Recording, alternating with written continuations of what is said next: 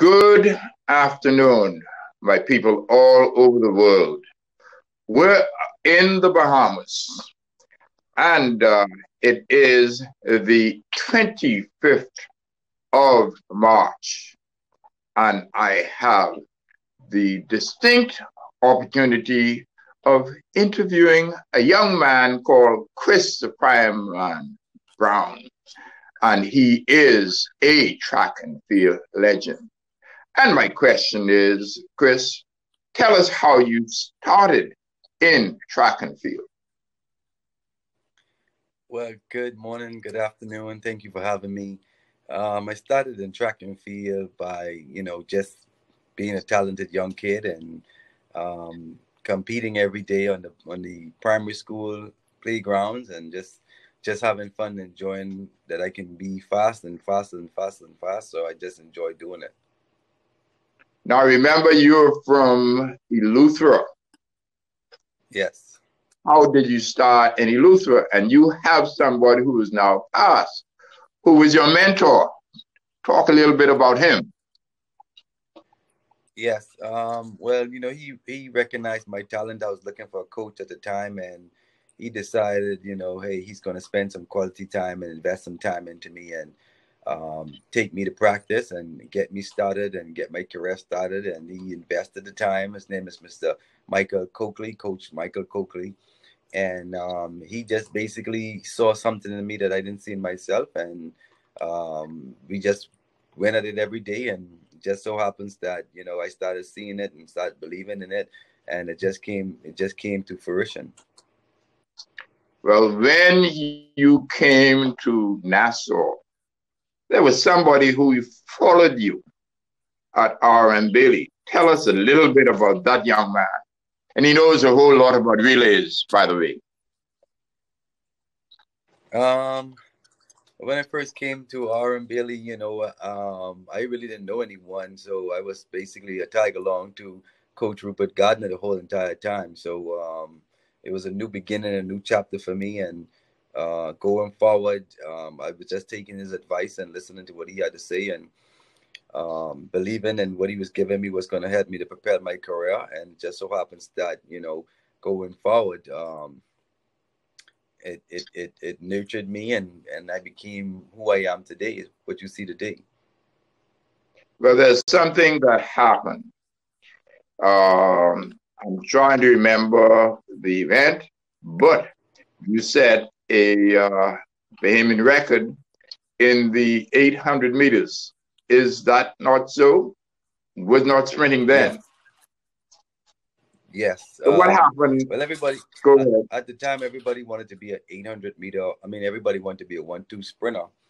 And I know when I started off, that's what I started off as, a 1-2 sprinter. But I just didn't want to do everything that everybody else wanted to do. So I wanted to set my own legacy and be a trailblazer. And so I decided to venture out into the 8 and the 1500 meters. And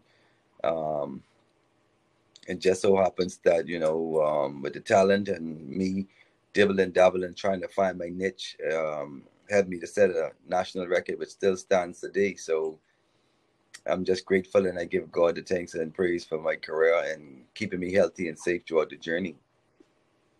And Chris, there's a young man out of Vincent Marshall who had the record before you.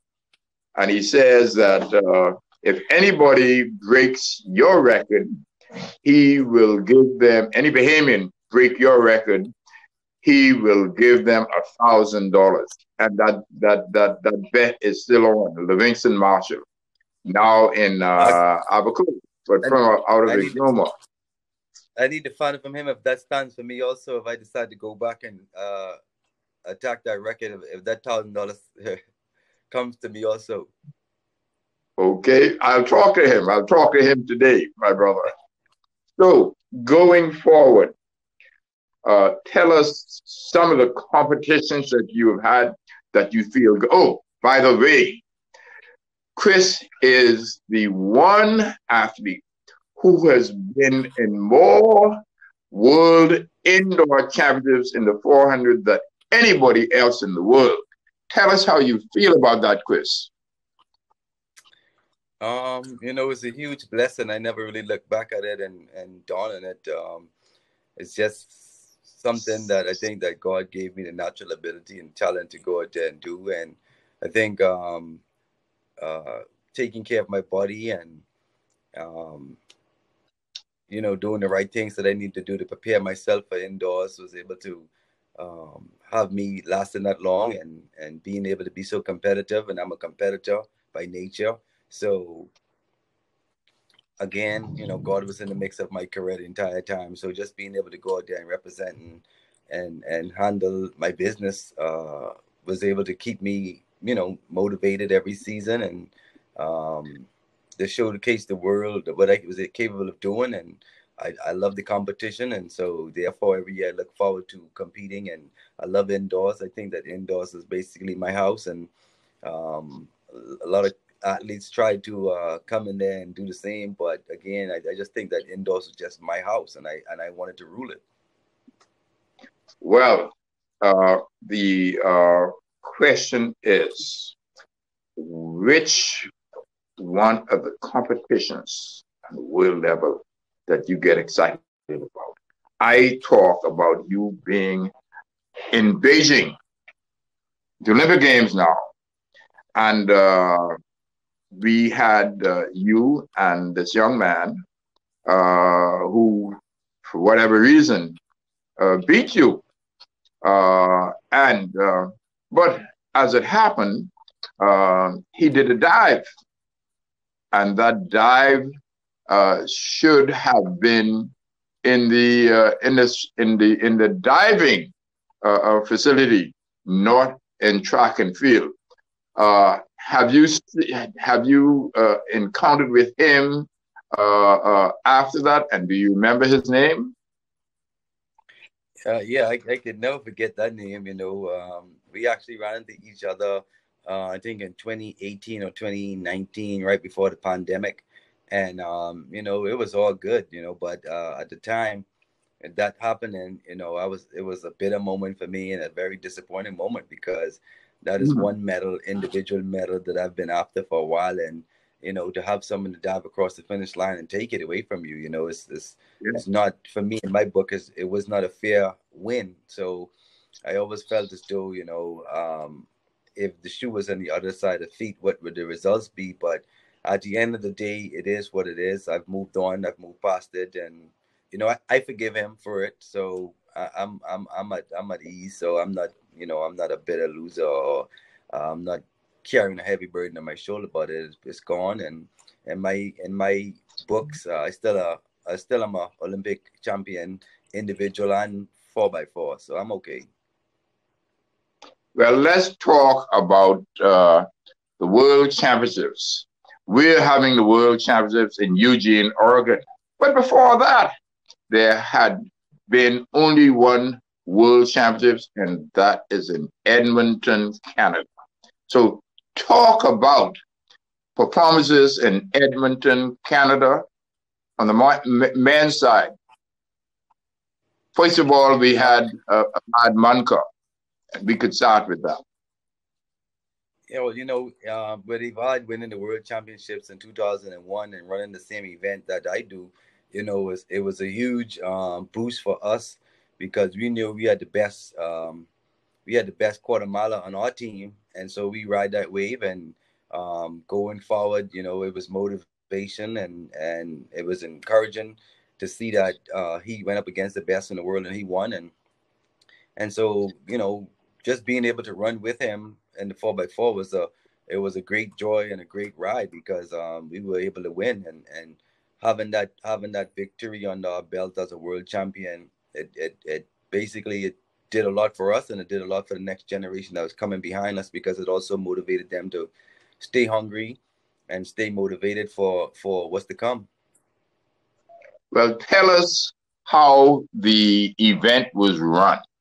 And Tim Munnings, who has been the person in charge of sports, Bahamas. He ran down the Jamaican fella, and that is something else. But tell us about that. How was the event run? And Well, we also all knew. add, Go ahead. I say, also add the two other people who were a part of the team. They are legends. Well, we all knew that, to get on the podium, everyone has to do their part. So, um, going forward, coming off of the hype and the energy of Monaco winning the open 400 meters, it was definitely a boost. In getting ready for that 4x4, we all live for 4x4, and we knew at the end of the day we didn't want to go home with one medal, and so everybody's just hungry and poised and ready to go. And when we saw Tim on the anchor, being able to finish so strong, before the race was over, I was just looking like, well, I guess it's another silver medal, until I saw what he was able to pull out. I didn't know he had that in him at the time, but again, you never know what someone is capable of doing until you put them in the heat of it. So kudos to Tim for anchoring us to a victory. So and also a 44, I think 1 or 44 flat split. So that was a huge deal for us, and to be able to get on the podium there and win, it's like, hey, we're here and we're here to stay. So my teammates did their job, and I'm it was just an honor for me to be able to run with the veterans in the sport at the time, and um, I'm grateful. Well, there was an event in not in Tokyo, in what's the name of it now? Not in Tokyo, the large city close to Tokyo. Osaka. Osaka, yes. Oh. First of all, we had a young man who went to school up north, and he came second and still has a Bahamian national record. And I think he coaches some part of the States. And then what is so interesting is that we had Donald Thomas. He upset everybody in the high jump. The people were laughing at him. They were laughing at him, but he won. I'm talking about Avad Munker. Wasn't Avad Munker running with you, made the finals in Osaka? Yes. Actually, I had to talk him into coming and actually running because he wanted to retire the year before. And I told him, hey, give it one more year. Let's go to the world. Yeah, let's go to the World Championships. Let's get one more under our belt and call it, put this one in the bag for memories. And he decided to give it one more shot. I don't know how I was able to talk him into it, because when we first started the conversation, he wanted nothing to do with athletics anymore. But, again, I guess he felt like, hey, Chris saying we got one more left in the tank. Let's go there and do it. And we were able to secure another victory and secure ourselves on the podium.